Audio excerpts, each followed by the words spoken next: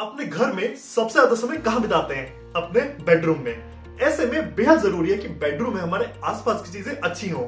अब इसमें जो चीजें हैं उसमें सबसे ज्यादा जरूरी रोल आ जाता है इलेक्ट्रिक पॉइंट्स का, क्योंकि उससे ही हमारे लैपटॉप चलेंगे, चार्जर चलेंगे, मोबाइल चलेगा, पंखा चलेगा, टीवी चलेगा, हर चीज उस पर ही निर्भर करती है। तो ये बेहद जरूरी हो जाता है कि हमारे इलेक्ट्रिक पॉइंट्स सारे बिल्कुल सही हो, सही क्वालिटी के हो और फ्यूचर में उनमें कोई दिक्कत ना आए। नमस्कार दोस्तों, मेरा नाम है अभिनव चौहान और आप देख रहे हैं 91 होम्स, जहां पर हम कंस्ट्रक्शन और इंटीरियर से रिलेटेड बातें करते रहते हैं। इसलिए आपको अगर ऐसी चीजों में इंटरेस्ट है तो प्लीज नीचे सब्सक्राइब बटन जरूर दबाएं। अब चलते हैं वीडियो में आगे। आज की इस वीडियो में हम बेहद महत्वपूर्ण टॉपिक पर डिस्कशन करने वाले हैं। वो ये कि अगर आप अपने बेडरूम का रिनोवेशन करवा रहे हैं या उसको शुरू से बनवा रहे हैं तो इलेक्ट्रिक पॉइंट्स उसमें कहां कहां पर होने चाहिए, किस किस पावर के होने चाहिए, और सबसे ज्यादा जरूरी बात ये कैसे पक्का किया जाए कि वो बिल्कुल सही क्वालिटी के हो, आपके ठेकेदार ने सही काम किया हो और आपको फ्यूचर में वो मेंटेनेंस फ्री रहे, कोई इलेक्ट्रिक शॉक लगने जैसी घटनाएं आपके सामने फ्यूचर में कभी ना आए। वीडियो आपको पसंद आती है तो प्लीज चैनल को सब्सक्राइब करना बिल्कुल मत भूलें, इससे आपकी और मेरी दोनों की बड़ी हेल्प होती है। अब चलते वीडियो में आगे। शुरुआत करते हैं रूम के बिल्कुल शुरुआत से। रूम में एंटर करते ही सबसे पहला इलेक्ट्रिक बोर्ड होना चाहिए आपके 1 फीट के दायरे में। मतलब जैसे ही आप रूम का गेट खोले 1 फीट के अंदर वो बोर्ड होना चाहिए, ताकि चाहे तो आप रूम के बाहर से लाइट पंखे बंद कर सके या ऑन कर सके, आपको रूम के अंदर जाने की जरूरत ना पड़े। अब ये जमीन से 4 फीट की ऊंचाई पर होना चाहिए, जो एक स्टैंडर्ड हाइट है इस तरह के इलेक्ट्रिक बोर्ड्स को देने के लिए। इनमें स्विच और सॉकेट कितने देने चाहिए वो सुनिए। स्विचेस 2 प्रकार के हो सकते हैं, 5 एम्पियर या 15 एम्पियर। 15 एम्पियर हैवी ड्यूटी वाले होते हैं जो एसी वगैरह चलाने काम आते हैं, और 5 एम्पियर होते हैं नॉर्मल। इसमें आपको कम से कम 3 स्विच 5 एम्पियर के देने हैं लाइट्स के लिए।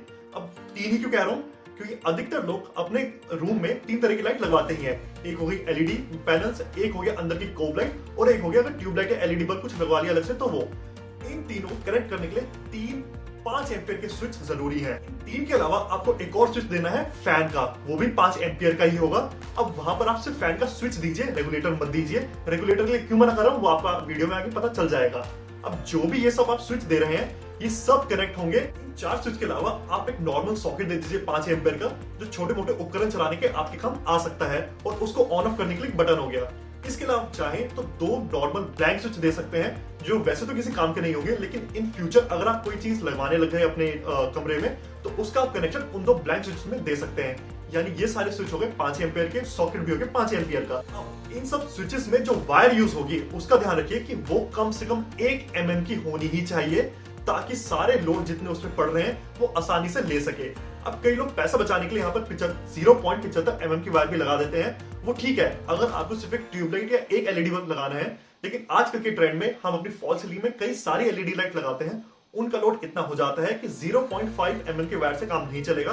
तो आप लाइट्स के लिए 1 mm की वायर जरूर दीजिए, लेकिन जो फैन का स्विच है उसके लिए कम से कम आप 1.5 mm की वायर तो दीजिए। वहां 1 mm की वायर से काम नहीं चलेगा, 1.5 mm वहां होना चाहिए सिक्योरिटी के लिए। चलिए ये स्विच तो हो गया।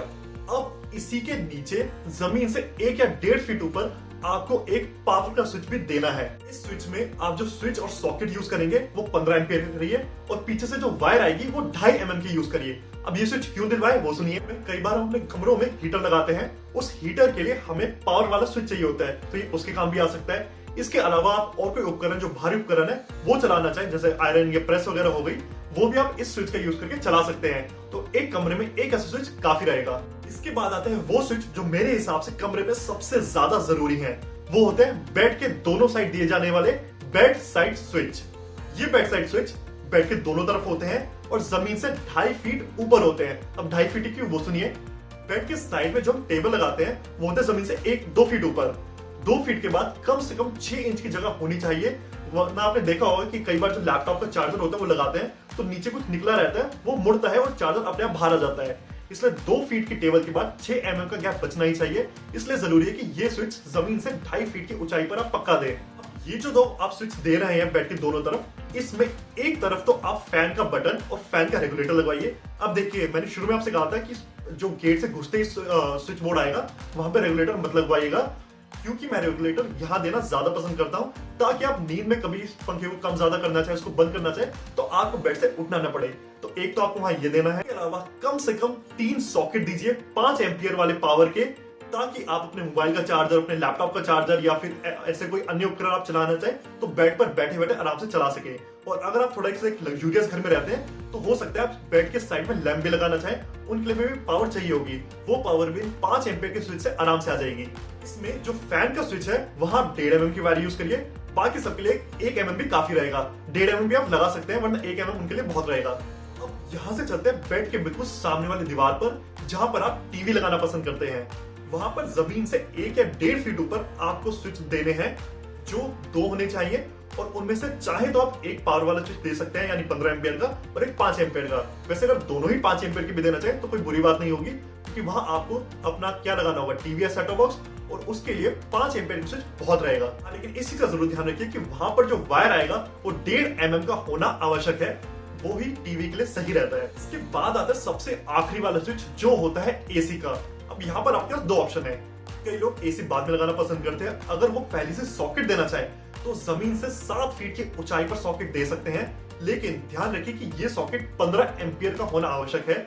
इसका जो स्विच होगा अगर आप लगवाते हैं तो वो भी 15 एम्पियर का होना आवश्यक है, क्योंकि एसी सबसे ज्यादा ताकत खींचता है आपके बिजली में से। और इसके पीछे जो आप वायर देंगे वो कम से कम आप 4 mm तो पक्का रखिए। वैसे 2.5 mm भी कम हो जाता है, लेकिन 2.5 mm में 1 टन तक का एसी रिकमेंड किया जाता है।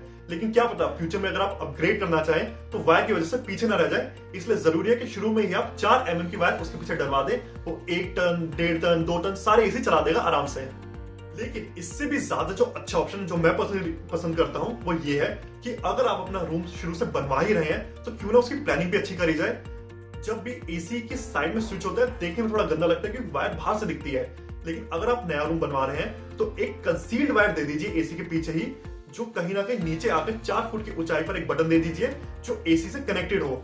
वो देखने में सबसे शानदार लगता है क्योंकि बाहर कोई लटकी हुई वायर नहीं दिखती। लेकिन हाँ, अगर आप बाहर से देना भी चाहते हैं तो बेशक आपके पास वो भी ऑप्शन है, जमीन से 7 फीट ऊपर आप दे ही सकते हैं। चलिए, मैंने आपको ये सब तो बता दिया कि एक रूम में कहाँ पर कौन कौन से स्विच के पॉइंट होने चाहिए, लेकिन सिर्फ ये जानना काफी नहीं है, क्योंकि अगर आपने कुछ टेक्निकलिटीज को इग्नोर किया, यानी उसकी क्वालिटी कैसी होनी चाहिए इस चीज को इग्नोर किया, तो आप एक बार तो काम करवा लेंगे, फिर हर साल दोबारा आपको काम करवाना पड़ेगा।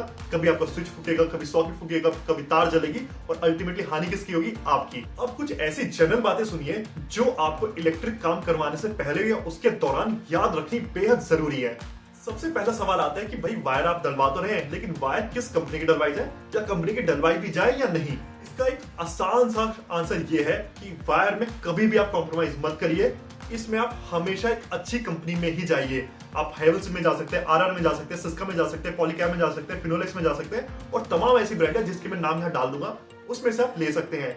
लेकिन ध्यान रखिए कि जब भी आप मार्केट में जाओगे आपको न जाने कितनी नॉन ब्रांडेड वायर भी दिखेंगी जो इनके मुकाबले ऑलमोस्ट आधे रेट पर आपको मिल जाएगी।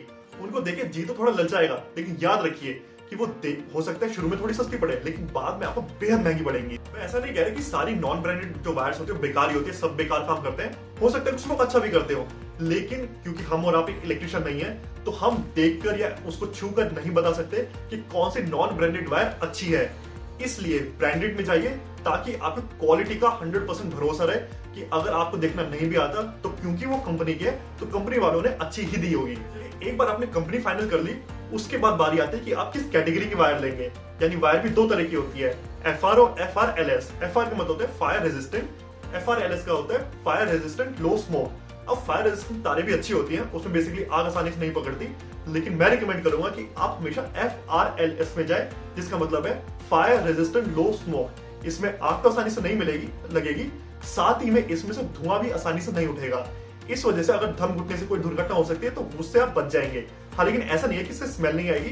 कोई भी अगर चिंगारी हुई तो इससे स्मेल आनी शुरू हो जाएगी, ताकि आपको समझ जाए कि कुछ ना कुछ गड़बड़ हो चुकी है। तीसरी चीज जो आपको ध्यान रखनी है वो ये कि जब भी आप स्विच या सॉकेट लेने के लिए मार्केट में जाते हैं तो उस दौरान भी एक अच्छी एस्टैब्लिश कंपनी चुने जो पुरानी हो। ये मैं सिर्फ क्वालिटी की वजह से नहीं कह रहा, हाँ क्वालिटी तो जाहिर सी बात है वो अच्छी देंगे ही। साथ ही में जो बड़ी समस्या होती है वो ये होती है कि 2, 3, 4 साल बाद अगर आपको कोई सॉकेट खराब हो गया या कोई स्विच खराब हो गया, आप मार्केट में गए, कोई भरोसा नहीं कि अगर आप एक नॉन ब्रांडेड स्विच को उठाकर लाए हैं तो बिल्कुल सेम स्विच, बिल्कुल वैसे ही दिखने वाला स्विच आपको दोबारा से मिल जाएगा। और फिर होता है कि आप एक दूसरा स्विच ले आते हैं, वही अपने बोर्ड में लगा देते हैं, और वो जिंदगी भर ऐसा दिखता है कि भाई हाँ कुछ गड़बड़ है, कि कोई अलग सी चीज वहां लगा रखी है। लेकिन वहीं अगर आप एक ब्रांडेड कंपनी में जाते हैं तो वहां ये कम से कम पक्का रहता है कि अगर आपका कोई स्विच खराब हो भी गया तो 2-3 साल बाद पॉसिबिलिटी अच्छी खासी है कि आपको वही स्विच दोबारा से मिल जाएगा। तो आपका जो डिजाइन है एक तरह का बोर्ड का, वो आसानी से नहीं बिगड़ेगा। चौथी चीज आपको ध्यान रखनी है वो ये है कि जब भी आप इलेक्ट्रिक का काम करवाते हैं तो एक मेटल बॉक्स दीवार के अंदर लगाया जाता है जिसके ऊपर सारी प्लेट्स स्विच वगैरह लगाए जाते हैं। अब वो जो मेटल का बॉक्स है वो 2 तरह का होता है, एक तो होता है आयरन का, नॉर्मल आयरन का, और एक होता है GI यानी गैल्वेनाइज्ड आयरन का। आपको हमेशा GI का बॉक्स ही लेना है। इसका फायदा क्या है वो सुनिए। इसका फायदा ये है कि जो आयरन का बॉक्स होगा उसमें जंग लेने का खतरा हमेशा बना रहेगा। तो होगा क्या कि कुछ साल बाद आपके जो स्क्रूज हैं वो ढीले होने शुरू हो जाएंगे और आपकी जो प्लेट्स है वो हिलनी शुरू हो जाएंगी स्विच बोर्ड की, कभी टेढ़ी होंगी, कभी हो सकता है उखड़ भी जाए।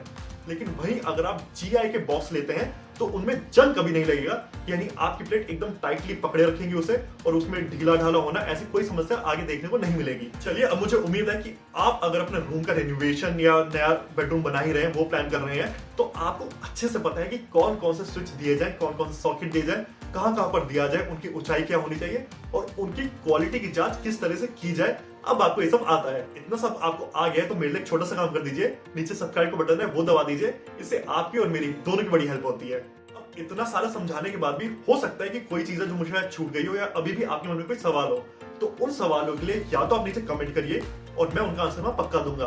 आपके एक कमेंट से कई हजार लोग कंफ्यूजन दूर हो सकती है, तो कमेंट करने से पहले हिचकिएगा मत, मैं उनका जवाब जरूर दूंगा। या फिर अगर आपका सवाल लंबा है और आप मुझसे सीधा पूछना चाहते हैं तो मैंने व्हाट्सएप का एक लिंक डाल रखा है डिस्क्रिप्शन में, उस पर आप क्लिक करिए, आप सीधे मुझसे जुड़ेंगे और अपना सवाल मुझको बताइए और मैं उनका जवाब जरूर दूंगा। इसी के साथ अगर आप इंटीरियर डिजाइन प्लान कर रहे हैं अपने घर के लिए और आप चाहते हैं कोई प्रोफेशनल जैसे हम आपके लिए आप इंटीरियर डिजाइन करें, तो प्लीज नीचे व्हाट्सएप के लिंक पर क्लिक करिए, आपकी बात सीधे मुझ तक होगी, अपनी रिक्वेस्ट मुझ तक पहुंचाइए और हम आपके घर का सारा इंटीरियर डिजाइनिंग करके देंगे, वो भी सबसे सस्ते दाम में। चलिए, आज के लिए बस इतना ही। अब मिलेंगे अगले किसी नई वीडियो में जहां हम एक टॉपिक उठाएंगे, उसकी सारी अच्छी अच्छी जानकारी आप तक पहुंचाएंगे बिल्कुल आसान शब्दों में। बस जाने से पहले अगर सब्सक्राइब नहीं किया तो सब्सक्राइब करिए।